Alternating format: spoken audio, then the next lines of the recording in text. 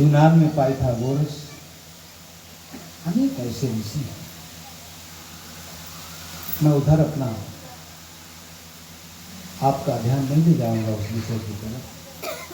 हम भारतीय चिंतकों पर अपना पक्ष रखेंगे कि भारत में धर्म को किस रूप में समझा जाता है और इसकी कितनी कीमत चुकानी पड़ती है। चारों तरफ अज्ञानता का बोलबाला है। एक प्रबुद्ध व्यक्ति भी नहीं तय कर पाता है कि आखिर में धर्म क्या है।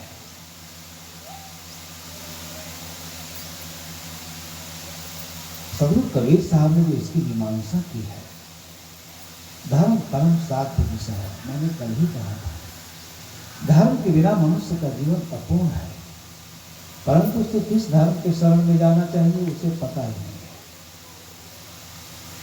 धर्म को लेकर इतना सिर फटौल है कि बड़े बड़े लोग गुमराह हैं कि धर्म क्या है। और धर्म की अव्यवस्था से कबीर की आत्मा इतनी जल उठी।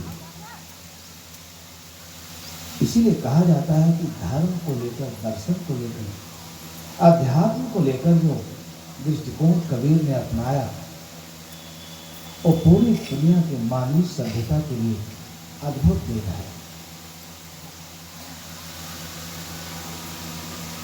हम लोग कभी कभी चिंता करते हैं कि उपनिषद के ऋषियों ने, ये विषय बड़ा व्यापक है, संक्षेप में मैं बताने का प्रयास करूंगा। पूरे उपनिषद को पढ़ जाइए, पूरे वैदिक वाङ्मय को पढ़ जाइए, कहीं ईश्वर की आराधना की बात नहीं, कहीं मंदिर की बात नहीं, कहीं देव देवी देवताओं की बात नहीं। इस तो ऋषि साक्षात धर्म थे।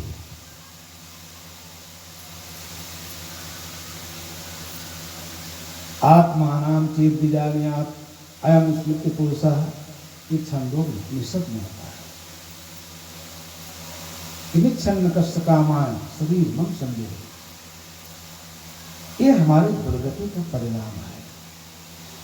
जब आदमी अच्छा धर्म नहीं जानता, पवित्र धर्म नहीं जानता, विवेक सम्मत धर्म के शरण में नहीं जाता, तो अपना कितना पतन करता है इसका मूल्यांकन कठिन है। आज इतनी अवैज्ञानिक मान्यता है। ऋषि ये नहीं कहता कि देवी दुर्गा को उपासना करो, हनुमान की उपासना करो। ये सारी विकृतियां हमारे समाज में कहां से आई, क्यों आई, ये विचार का अत्यंत चिंत विषय है। आज उसी को लेकर के पूरा भारत भ्रमित है। कोई मंदिर को लेकर कबीर साहब तो बड़ी सीधी सादी भाषा में कहते हैं, कंकड़ पत्थर जोड़ के मस्जिद लियो बनाए, ताचड़ मोहल्ला बांक में क्या बहरा भया खुदा। इतना वैज्ञानिक संदर्भ है। आप मंदिर में बैठ करके कितनी श्रद्धा से आराधना करते हैं, पूजा करते हैं। क्या कोई भगवान, कोई देवी देवता आपसे मिला है, आपका दुख पूछा है? वो केवल आपकी श्रद्धा है, गलत नहीं है, करना चाहिए, परंतु वहीं बैठे रह जाइए, उससे आगे न बढ़िए, तो आपके जीवन का बहुत बड़ा विध्वंस होता है। पूरी दुनिया इसी में उलझी हुई है। आज अवैज्ञानिक मान्यताओं को लेकर जितना वहां बोझ है दुनिया में, शर्म आती है। ऋषि कहीं ये नहीं कहते हैं, कहते हैं कि जिसने अपनी आत्मा को जान लिया, आत्मा चेत विजान्यात्, इस संसार में, इस जगत में, इस जीवन में कुछ जानने लायक अगर वस्तु है तो वह अपनी आत्मा है, जो विपुल सुख के रास है। लेकिन संसार के पूरे कचरे अध्यास के इतना बड़ा उस पर आवरण है, ये धार्मिक लोग आपकी दृष्टि वहां जाने ही नहीं देते। इतना उलझन है। इसलिए मैंने सोचा कि धर्म और समाज पर थोड़ा मैं आज बोलूंगा। इतना उठापोह है, कहीं नहीं मिलता। जहां तक मेरा अध्ययन है, सब जगह वेद के ऋषियों का जो ज्ञान है वो क्षण करके उपनिषद में आता है। पूरे उपनिषद को पढ़ जाइए, केवल वहां आत्मा को जानिए, क्योंकि आत्मा विपुल सुख की राशि है। ज्ञान का मतलब ही है। विवेकानंद जी से लोगों ने पूछा कि मनुष्य जीवन का लक्ष्य क्या है? नॉलेज। ये जीवन संपन्न और समृद्ध कैसे होगा? धन से नहीं, वस्तु से नहीं, उसकी थोड़ी उपयोगिता है, परंतु नॉलेज से इसकी गरिमा है, ज्ञान से इसकी गरिमा है। अगर ज्ञान पूर्वक मनुष्य आचरण करता है तो गौरवान्वित है, और अपने जीवन में तत्व विवेक नहीं करता है, मान्यताओं को धारण करके जीवन जीता है, तो उसका घोर बौद्धिक पतन होता है। इसलिए बौद्धिक आदर्शों का कठोर अनुसरण किए बिना धर्म तत्व को नहीं जाना जा सकता। पूरे चिंतन को पढ़िए।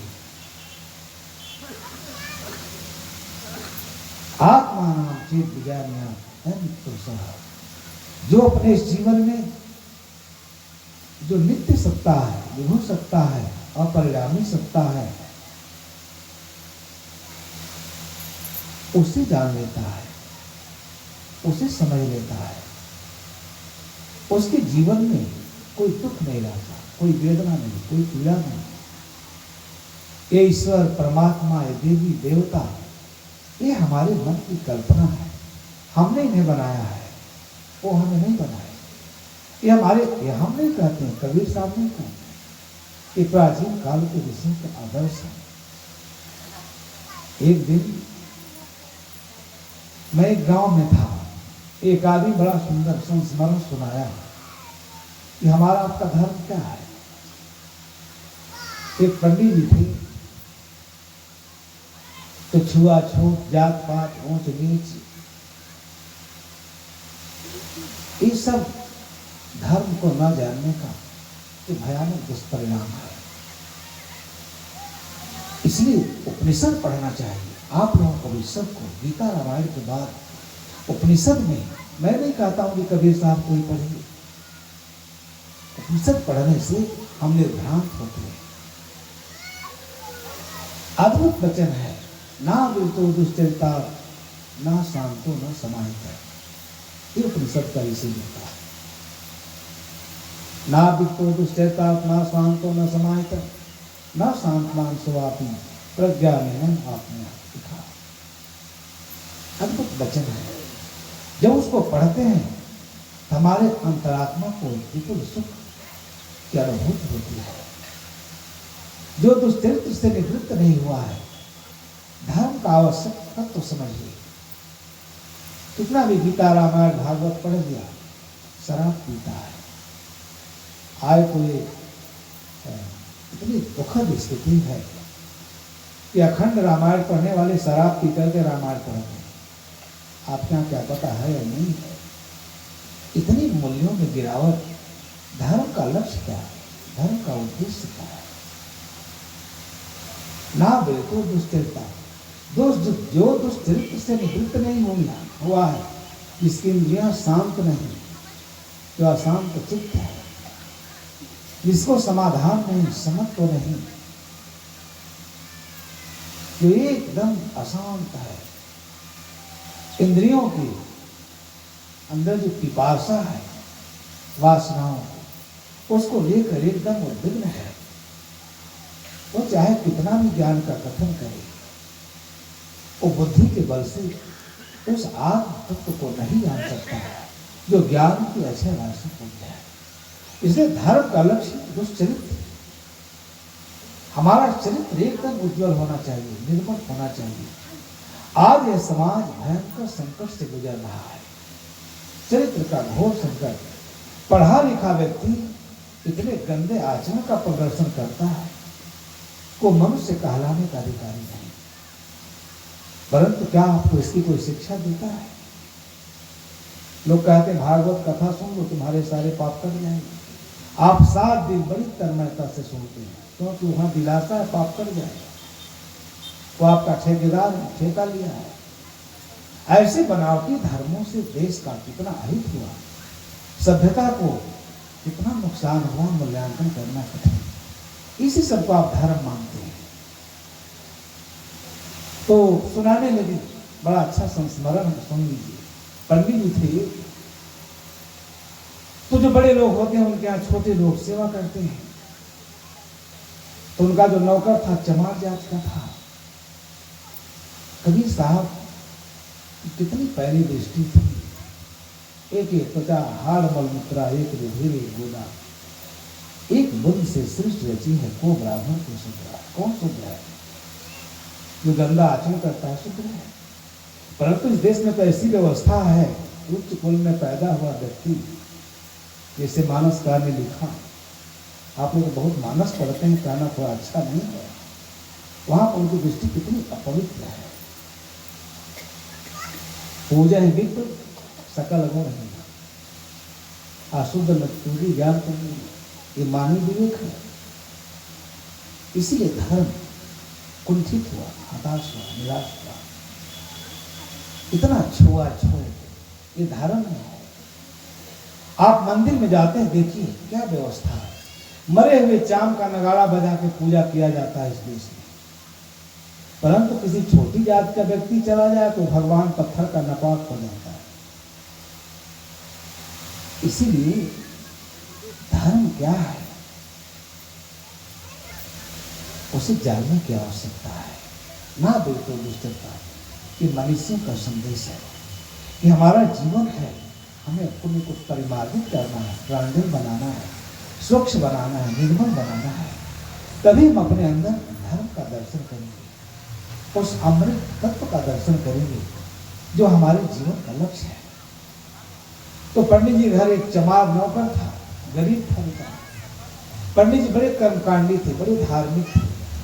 जो कर्म कांड में उलझा हुआ व्यक्ति है उसे हम क्या कहते हैं, बड़े परम धार्मिक हैं। एक दिन वो गरीब थी, बीमारी उमारी कोई आई घर में, कोई बुखार उखार आया, पैसा नहीं था, तो ले जा करके अपनी फूल की थाली, पहले के जमाने की बात है, उसने मतवा जी को दिया। कुछ तो था नहीं, गरीब आदमी था, क्या है गरीब आदमी के पास, कहा इसको बंधक रख लो, गिरवी जिसे कहते हैं। तो महाराज जी ने 10 रुपया दे दिया और उस थाली को ब्राह्मणी ने घर के किसी कोने में रख दिया। अब पंडित जी बड़े कर्मकांडी, अगर किसी का छूट का शरीर की छाया भी पड़ जाए तो वस्त्र सहित स्नान करते थे, इतने कर्मकांडी। इसीलिए इस देश ने आज तक धर्म को नहीं समझ पाया। इसी बेकार की बात को जो बुद्धि में नहीं आता, विवेक में नहीं आता, उसी में उलझा हुआ है और कहीं चली गई। अब यदि पंडित जी की जो बहू थी वो घर द्वार साफ किया उसने, वो थाली पा गई, देखी बहुत बढ़िया थाली, गरीब के घर में क्या था, एक अच्छी थाली थी, उसी को खूब बढ़िया से माज धोकर साफ करके अपने ससुर को उसी में उसने भोजन परस दिया। अब पंडित जी खा लिए। तब तक उसकी सास कहीं गई थी, दौड़े दौड़े आई, देखा उसने, वो तो एकदम आग बबूला हो गई। कही अरे इसने तुमने क्या कर दिया, ये तो उस चमारिन का बर्तन है। पंडित जी सुने, एकदम उल्टी पलटी करने लगे। कहे हमारा तो सारा धर्म नष्ट हो गया, हम तो विधर्मी हो गए, चमार की थाली में खा लिए। लगे पोथी पतरा पलटने, कैसे मैं पवित्र होऊंगा, कैसे पवित्र होऊंगा। अब क्या करें, ब्राह्मण थे, किसी ने कहा कि आप हरिद्वार जाइए, वहां का कोई सुयोग्य ब्राह्मण कोई पूजा पाठ करेगा तभी आप पवित्र हो सकते हैं। क्या करें, सतुआ भूखा लेके चले गए तो रास्ते में शाम हो गया। पूछे किसी ब्राह्मण का घर, एक तिवारी जी का घर मिला, वहां जाके ठहर गए। समय नहीं, जल्दी जल्दी मैं बता दूं कि क्या दुर्व्यवस्था है। अब उसका लड़का डॉक्टर था आयुर्वेद का, बड़ा आदर किए, आसन वासन लगाए, बताया मैं काशी से आ रहा हूँ ब्राह्मण, और हमारा तो सब धर्म ही नष्ट हो गया है। आदमी का धर्म कहाँ है। अब थके थे, शाम को उनको बुखार आ गया, बुखार से बिल्कुल कराहने लगे। वो लड़का डॉक्टर था, वो बुखार की एक गोली रखता था, और जितने लोग बुखार से पीड़ आते थे सबको कहता था मुंह में, जैसा कि डॉक्टर है ना, आप जाते हैं तो क्या मांगता, बुखार आपका नट लेता है, वो किसी के मुंह में डाल देता। आप विधर्मी नहीं होते, कोई पंडित नहीं कर सकते कि डॉक्टर हटाओ हटाओ हमारे लिए अलग ले आओ, सबके मुंह में डालता हूं। पंडित लड़के ने कहा महाराज तो बड़ा विडंबना है, एक गोली आप खा लीजिए। अब पंडित जी गोली को चूसना चाहिए, वो पूरा गोली पूंछ करके खा गए। आधा घंटा के बाद आपने कहा अरे हमारी गोली दीजिए, कहा गोली को पूंछ के खा गए। कहे महाराज हद हो गया, पूरे एरिया के लोगों का बुखार मैं इसी गोली से दूर करता था, मैंने आपको चिढ़ाने के लिए दिया, आप तो खाकर गोली ही खत्म कर दी। जितने लोग आते थे डोम चमार मुसलमान हिंदू सबको चटाते थे। पंडित जी कहे एक ही जगह भी धर्म हुए थे, इसके घर रुक करके तो हमारा सारा धर्म ही नष्ट हो गया। अब मैं क्या करूं? गहन पश्चाताप विषाद में डूबे पंडित जी चले। हरिद्वार पहुंचे, किसी तरीके से पानी वानी नहीं पिए, क्या करना, विधर्मी हो गए। ये धर्म है इस देश का। वहां पहुंचे तो जिसके यहाँ जाना था शुक्ल जी के यहाँ, शुक्ल बहुत उच्च कोट के ब्राह्मण थे। वहां पहुंचे, बड़ा आदर सत्कार किए, अपनी याद बीती सुनाए। तो पंडित जी तो इनसे भी चरित्र भ्रष्ट थे, वो एक न्याय से गुपचुप तरीके से शादी कर रहे थे तो विद्वान, इसलिए विद्वान से बहुत आह्लादित मत होना। विद्वान कहीं धोखा खा जाता है, उसके पास अपना कुछ उपार्जित नहीं है।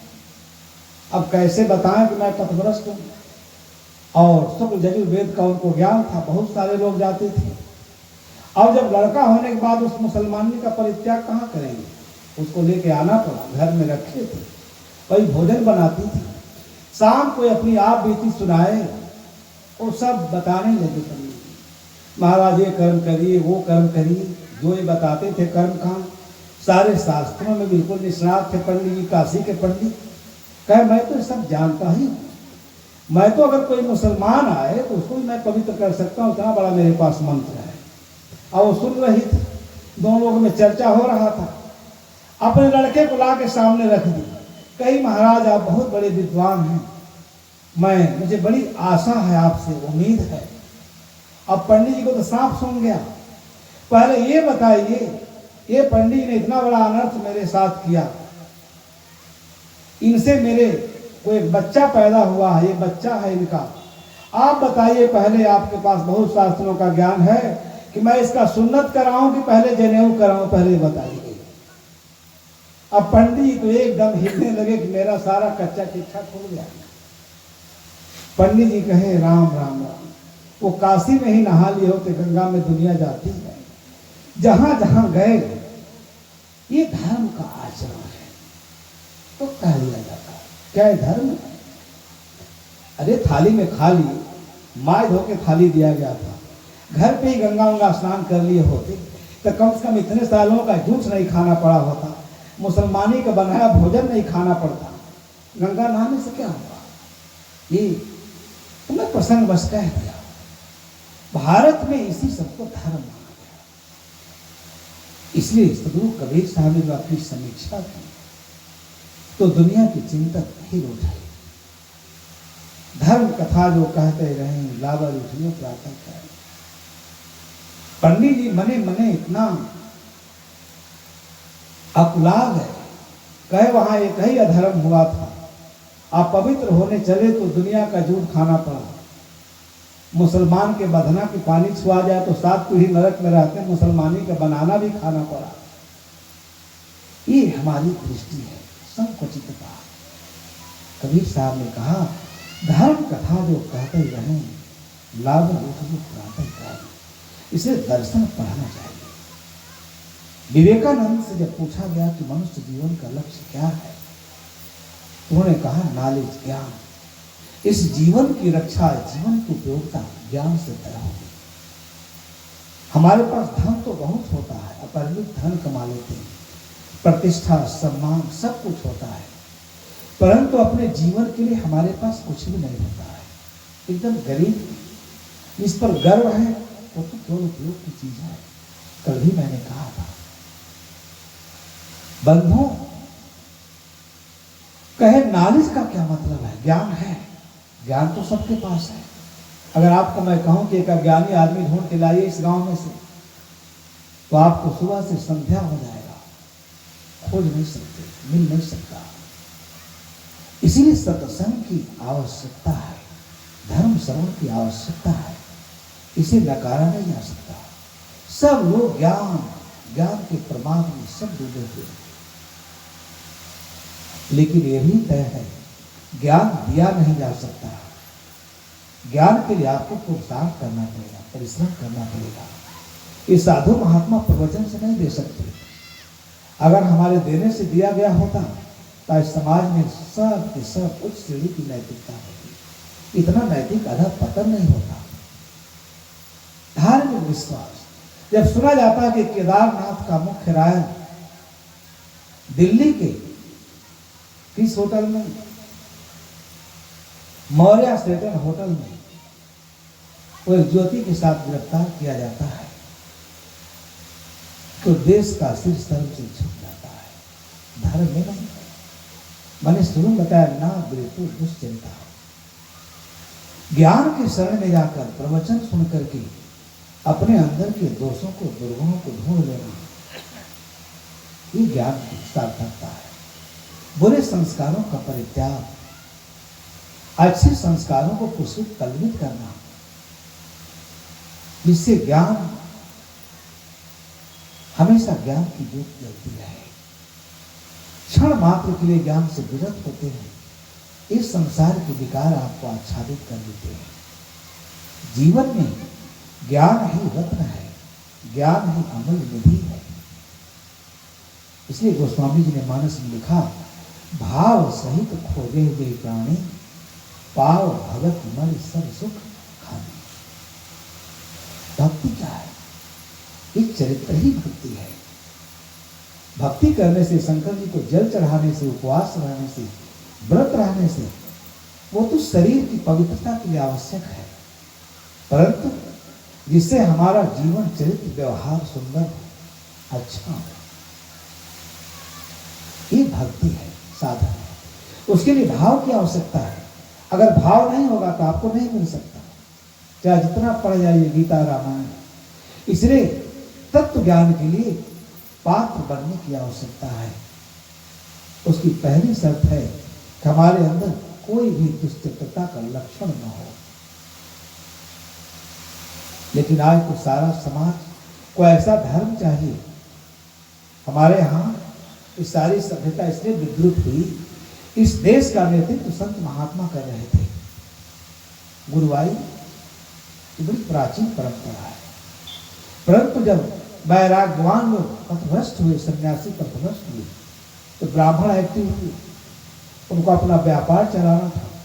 उन्होंने कहा मेरे पास दोनों मंत्र हैं, शिव मंत्र भी दे देंगे और विष्णु मंत्र भी दे देंगे। लोगों को लगा ये तो बहुत अच्छा है, महाराज शिव मंत्र भी दे दीजिए, अभी बहुत काम करना है, झूठ बोलना है, चोरी करनी है, घूसखोरी करनी है। और ऐसे लोग मूर्ख ब्राह्मण से कान फुंकवाते हैं। इतनी अवैज्ञानिक मान्यता है। ये सत्य है, धर्म की यही मर्यादा है, तभी आपके जीवन में विपुल और शाश्वत सुख की प्राप्ति होगी।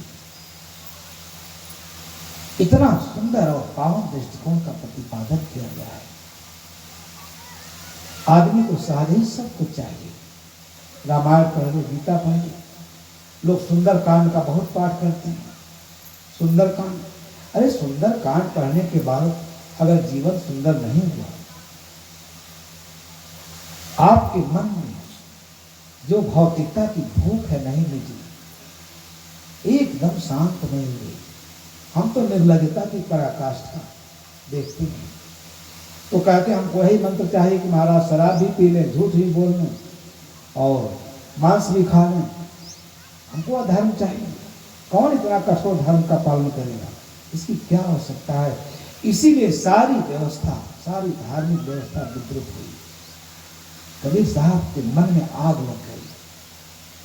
क्या कहते हैं? धर्म कथा जो कहते ही रहे, लावर उठ जो प्रातः कहें, लावर बिहाने लावर समझा, एक लावर मुझे हृदय मंझा, रामा के मरम नहीं जाना, ले मत ठाने वेद पुराना। वेद के कहल नहीं करे, जड़ते ही रहे सुस्त नहीं करे, गुणातीत के गावते आंखों गए गवां, माटी का तन माटी मिल गो कौन ही कौन समाए। जब इसको पढ़ते धर्म को व्यवसाय का रूप देने वाले, तो कबीर साहब उनका बाजार बंद करा देना चाहते हैं, क्योंकि मानवता के साथ घृणित अपराध है ऐसा धर्म।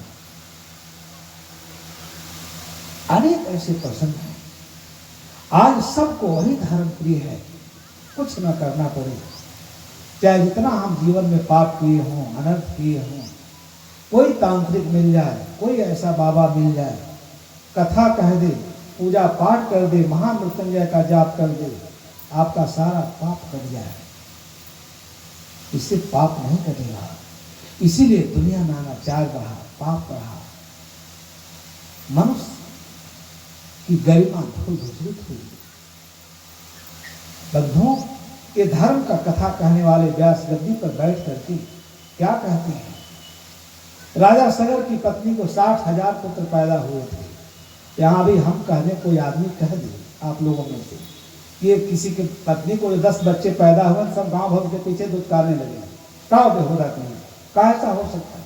एक व्यास गद्दी पर बैठ कर अगर कोई कहे तो आप कहेंगे वृंदावन बिहारी लाल की।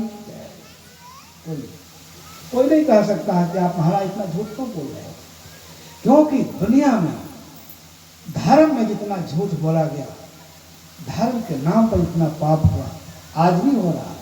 पशु वध से लेकर मंदिरों में जहां ईश्वर बैठा है, वहां पंडित पुजारी साधकों को, दर्शनार्थियों को लूट रहे हैं। दर्शनार्थियों को पता नहीं, आजकल तो बनारस में इतनी भीड़ है कि लाज तक नहीं मिलेंगे आपको। कॉरिडोर का दर्शन, विश्वनाथ भगवान का दर्शन। एक आदमी गया इसी छत्तीसगढ़ से हमारे, कहा महाराज 6 घंटा लाइन में लगे रहे, मेरा जल पुलिस वाला फेंक दिया, पानी में गिरा दिया, बेकार कर दिया, मेरा तो आना ही बेकार हो गया छत्तीसगढ़ से। हम क्या गलत उस देश से आए तो बेकार हो गए? ये हमारी स्थिति है। तो इसलिए आज धर्म मनुष्य जीवन का सबसे महत्वपूर्ण विषय। धर्म और समाज में बहुत गहरा संबंध है। जिस देश का, जिस समाज का धर्म ठीक नहीं, इस व्यक्ति का धर्म ठीक नहीं, उसका व्यक्तिगत जीवन, इसीलिए उसका व्यक्तिगत जीवन धूमिल हो जाता है, कलुषित हो जाता है, विकृत हो जाता है। जीवन में नाना प्रकार के गलत संस्कार ग्रहण कर लेते हैं और उन्हीं संस्कारों में जीता है, कुछ नहीं मिलता उसके हाथ। कबीर साहब ने देखा, समाज को देखा, समाज की पीड़ा को देखा, कस के फटकारा, धर्म कथा जो कहते रहे, लाबर उठ जो प्रातः कहे, लाबर बिहाने लाबर समझा। एक वकील और व्यापारी जितना झूठ नहीं बोलता है, ये लोग झूठ बोलते हैं तो आप लोग निंदा करते हैं। कचहरी में जाए कहेंगे बताइए काले कोट वाले हैं, ये लूटते हैं लोगों को, इतना दिन रात झूठ बोलते रहते हैं। कहते नहीं कहते, ये सब इनकी निंदा होती है। और धर्म के गद्दी पर बैठ करके जो सिर से पैर तक झूठ बोलता है, कहते महाराज ने बहुत बढ़िया कथा सुनाया। आज कथा सुन करके एकदम आत्मा तृप्त हो गई, झूठ की कथा। इसलिए कबीर साहब के चिंतन में इसके लिए कहीं कोई जगह नहीं है। जिसको देखिए, जिसको देखिए। इसलिए एक आदमी थोड़ा तपस्या करता है, मिस्री कभी आप लोग जाइएगा, वहां कोई उर्दबाहा मिले, कोई खड़ेसरी मिले, पूरे अपने शरीर को एकदम तपा डाले। कोई पंचगनी ताप रहे हैं, कोई कांटे पर लेटे हुए हैं, जनता पैसा चढ़ा रही है, कोई इतना बड़ा जटा बढ़ाए हैं। एक आदमी को देखा, मैं उसके शरीर से पीप निकल रहा था। इतनी धर्म ये नहीं है। धर्म को धारण करने से तो जीवन पवित्र होता है, सामाजिक व्यवस्था, राजनीतिक व्यवस्था, सुख शांति, अमन चैन, ये धर्म की मर्यादा है। लेकिन जब आदमी, धार्मिक व्यक्ति जब व्यास गद्दी पर झूठ बोलता है, उसके झूठ को आप स्वीकृति देते हैं, श्रद्धामत भाव से स्वीकार करते हैं, तो केवल आपका पतन नहीं होता, हजारों पीढ़ियों का पतन होता है। प्रसाद लोग कहते हैं विंध्याचल में जाइए, नवरात्र के दिन में यही ब्राह्मण पशुओं का वध करता है। धार्मिक वातावरण कितना निषाद है। इसलिए इस देश में जितनी जल्दी अच्छे धर्म की चर्चा की जाए, धर्म के तत्व को विशद विवेचन के द्वारा आत्मसात किया जाए, तभी हमारा कल्याण हो सकता है। और वैज्ञानिक जड़ता में नहीं, जड़ता में पड़े हुए प्राणी को कहाँ सुख चैन है। सब लोग ढो रहे हैं, राम राम कह रहे हैं। कबीर साहब तो कहते हैं क्या राम राम कहना है, उनका धर्म तो एक अजूबा धर्म है, अनूठा है। माला फेरू न हरि भजो, मुख से कहूं न राम, मेरा मन मुझको भजो तब पाऊं विश्राम। ये दर्शन है, ये साथी नहीं है। सब कुछ पढ़ करके, सारा वेद, सात उपनिषद, सारा भागवत कथा सुनने के बाद अगर अपना मन नहीं मुड़ा, मन पवित्र नहीं हुआ, किसको भजना है? मेरा मन मुझको भजे। यह मन सबसे बड़ा शत्रु है। जब मन ठीक नहीं होता है, मन अज्ञानता के आवरण में, जब आप उसके पीछे पीछे चलते रहते हैं तो आपके जीवन में बड़ी बड़ी हानि कराता है, अनर्थ कराता है। सारे पाप कर्म, सारे दुराचार, सारे दूषित व्यवहार उसी के चलते होते हैं। इसलिए कहते हैं कि अगर भजना है तो राम भजन की सार्थकता मन को भजना है। मन को पवित्र करो, चित्त को पवित्र करो। इस चित्त में कोई पुराग्रह न रहे, किसी के प्रति कोई घृणा न रहे,